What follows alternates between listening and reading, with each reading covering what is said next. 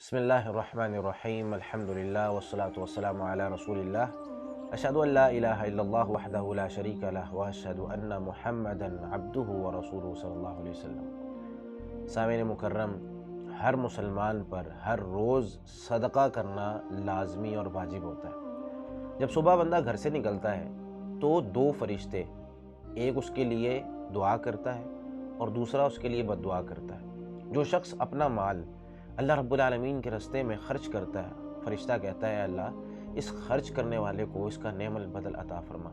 اور جو شخص اپنا مال روک کر رکھتا ہے، اللہ تعالیٰ کے راستے میں خرچ نہیں کرتا، صدقہ نہیں کرتا، تو وہ فرشتہ کہتا ہے اللہ اس کے مال کو ہلاک کر دے، اس کا مال برباد کر دے۔ تو ہر مسلمان پر صدقہ لازمی ہوتا ہے، لیکن اگر ہمارے پاس پیسے نہیں ہیں، ہمارے پاس اگر خرچ کرنے کے لیے کچھ بھی نہیں ہے، تو اسلام نے ہمیں اس صدقے کا ثواب لینے کے لیے چھوٹے چھوٹے اعمال بتا دیے کہ یہ نہیں ہے تو یہ کر لو، یہ نہیں ہے تو یہ کر لو، تمہیں صدقے کا ثواب مل جائے گا۔ جیسے کہ حدیث میں آتا ہے، صحیح بخاری میں 6022 نمبر روایت ہے، سیدنا ابو موسیٰ اشعری رضی اللہ تعالیٰ عنہ سے روایت ہے، وہ فرماتے ہیں رسول اللہ صلی اللہ علیہ وسلم نے ارشاد فرمایا ہر مسلمان پر ہر روز صدقہ ضروری ہے۔ صحابہ کرام نے پوچھا فَإِن لَمْ يَجِدْ، اگر اس کے پاس پیسے نہیں ہیں، اس کے پاس مال نہیں ہے، تو وہ کیسے صدقہ کرے؟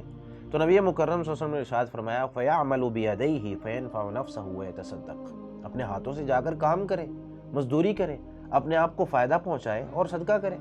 صحابہ نے پوچھا اگر یہ بھی نہیں کر سکتا؟ تو نبی مکرم صلی اللہ علیہ وسلم نے ارشاد فرمایا کسی ضرورت مند کی مدد کر دے، یہ بھی صدقہ ہے۔ صحابہ کرام نے پوچھا اگر یہ بھی نہیں کر سکتا یا موقع ہی نہیں ملا کسی ضرورت مند کی مدد کرنے کا، کہا کسی کو نیکی کا حکم دے دے، یہ بھی صدقہ ہے۔ صحابہ نے پوچھا اگر یہ بھی نہیں کر سکتا، کوئی ملا ہی نہیں ایسا کہ جو غلط کام کر رہا ہو یا کسی کو نیکی کا حکم دینے کے لیے کوئی ملا ہی نہیں، تو کہا کہ اپنے آپ کو کم از کم برائی سے روک لے، یہ بھی صدقہ ہے۔